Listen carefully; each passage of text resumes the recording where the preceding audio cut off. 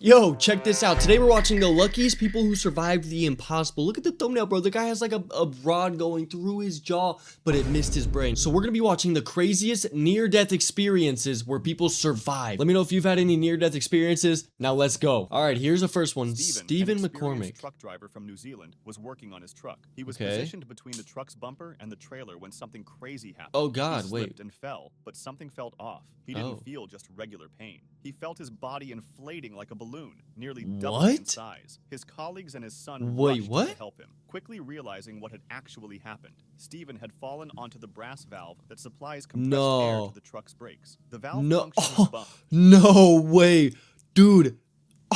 The dude fell on like an air hose and it went up his. Oh my God, dude! And then he started blowing up like a freaking balloon. Oh my God. Oh, I can't.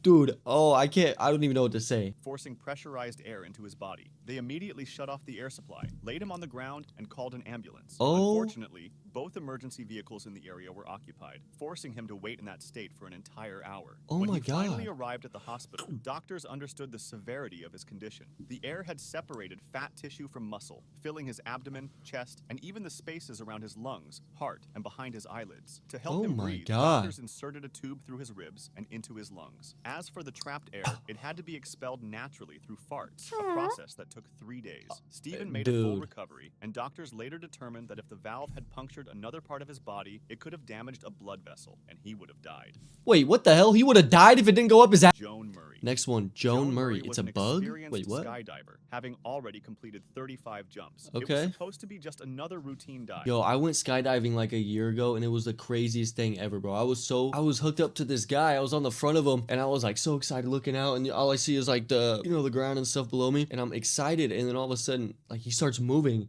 and like I can't do anything about it, so it's so scary. But then we jumped out, did like a flip, bro. I saw the plane, and then I just saw like the whole world, bro. And the earth is not flat, so yeah.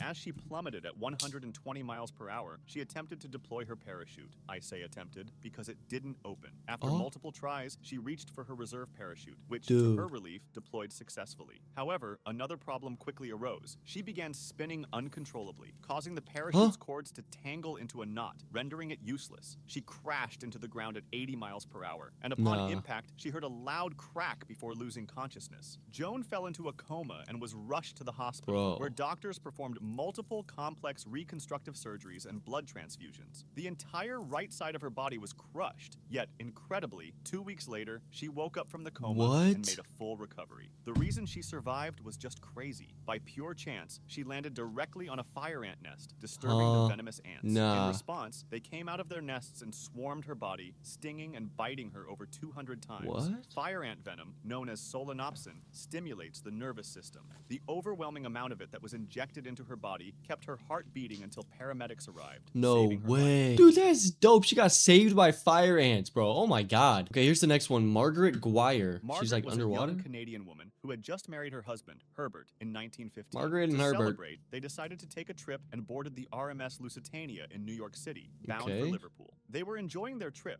having a routine dinner on the ship, when suddenly they heard a loud boom. The ship had been torpedoed by a German submarine. Herbert immediately escorted his wife Margaret to a lifeboat, where she was joined by 3 other women and a baby. However, as she looked up, she saw the ship's massive smokestacks above them, and she feared they might collapse onto their lifeboat. In a moment of panic, she climbed back up the stairs to the deck, while Herbert, believing she was safe, boarded another lifeboat with other passengers. As the Lusitania rapidly sank, Margaret tried to swim away from the wreckage, but her efforts were in vain. A whirlpool formed as the ship submerged, pulling her and 2 other men into one of the smokestacks. Miraculously, a sudden explosion from below blasted her back to the surface, where she was spotted and rescued by a nearby lifeboat. Bro, what? She saw Herbert in another lifeboat crying, believing she had died.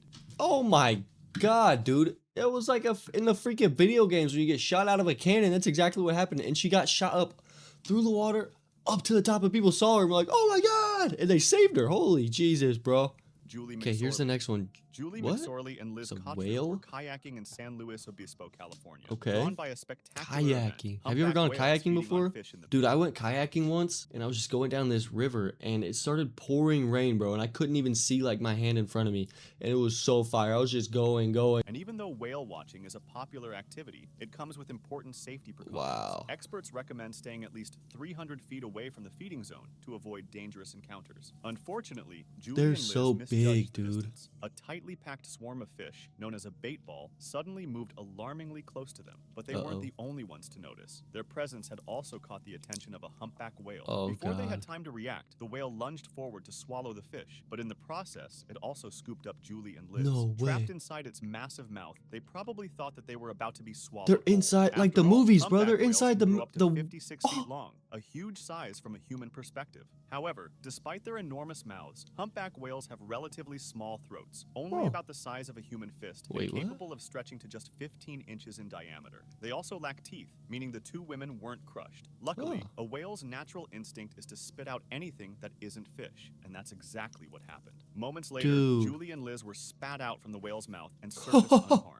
Matthew Lowe. Okay, here's the Matthew next was heading one. to his factory for a routine shift, just like any other day. Upon arriving, he immediately got to work. As he walked past an automated conveyor belt, he suddenly felt his overall snag on something. Unfortunately, it was the conveyor itself. Before he could react, he was pulled onto the belt and dragged toward a 5-inch opening. Oh my Within God. seconds, his entire body was forced through the narrow tunnel. He could hear the cracks of his bones as What? the machine spat him out on the other side. Miraculously, he remained conscious. Matthew's agonizing screams alerted his coworkers, who rushed to the scene. What they saw was horrifying. His back was broken in 2 places, his pelvis, ribs, and hips were nearly completely crushed, and his abdomen was severely torn. He was rushed to the hospital, but doctors had little hope for his survival. They even advised his partner to prepare for the worst. However, against all odds, Matthew survived. No After way. 6 surgeries and a month in the hospital, he slowly began to recover. 18 months later, he made a full recovery What? and even returned to work.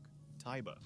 Taiba, Bruh, a young stay away from Indian that girl, conveyor went belt. out for a walk when she came across a construction site. Intrigued, she decided Okay. to explore the area. The Psh. site was filled with debris That's and stupid. half-finished structures, making it extremely risky to navigate, especially without proper equipment or Dummy. experience. As she walked through the site, she tripped and fell neck first onto a long metal rod protruding from a brick. Bystanders witnessed the horrifying scene and immediately called for an ambulance. When Taiba arrived at the hospital, doctors were left stunned. Miraculously, the rod had missed all vital nerves and blood vessels in her head. After a 35-minute surgery, doctors successfully removed the rod. Amazingly, she was discharged just 3 days later. Had she fallen just a few inches further forward, she would have died. Frane Selak. Whoa! Frane Selak is Okay. an elderly music teacher from Croatia, and he's both the Wait, this luckiest is the and guy- unluckiest man on Yeah. Earth. His first crazy experience happened in 1962. This is the when guy. He was on a train. A fault in the tracks caused the train to derail and plunge into the freezing river below. Most passengers either died in the crash or drowned in the submerged train, but Bruh. Frane miraculously survived with only a broken arm and managed to swim to shore. In 1963, just a Crazy. year after the train incident, he was on a small plane keeps when, going. mid-flight, both engines failed. As the aircraft went into a free fall, a malfunctioning door blew open, yanking Frane out of the plane. Without a Bro. parachute, he must have thought he was going to die. The plane crashed into a hill, killing all 19 passengers. Oh my on board. God. However, Frane survived by landing on a haystack, No escaping with only minor way, injuries. bro. 2 years later, in 1965, he was traveling on a bus that was crossing a bridge. The icy conditions caused the bus's wheels to lock up, sending the vehicle crashing through the safety barrier and into the valley below. 4 passengers This lost dude's their got lives, admin yet commands, Frane bro. survived once again. After multiple accidents involving public transportation, he decided to rely on his own car, only to find that it wasn't any safer. In 1970, while driving, his engine suddenly burst into flames. Miraculously, he Bro. managed to jump out in time and survived. But this wasn't his only brush Oh with my fire. God. 3 years later, in 1973, while more. driving another car, the fuel pump ruptured, causing yet another fire. This time, the flames were blown directly toward him through the air vents. Despite suffering burns, he once again managed to escape. As if that weren't enough, in Dude, 1975, he survived being hit by a bus. Then, just a year later, he had another near-death experience when his car fell off a mountain road, Huh? plummeting 300 feet after a careless driver forced him off the road. The car exploded upon impact, but Frane managed to survive by jumping out of the vehicle's window mid-fall and landing on a tree. And by the way, he won the lottery in No. 2003. And he If you won like the this lottery? video, Oh subscribe my for God, that's the similar- luckiest and unluckiest dude in the world. Jesus.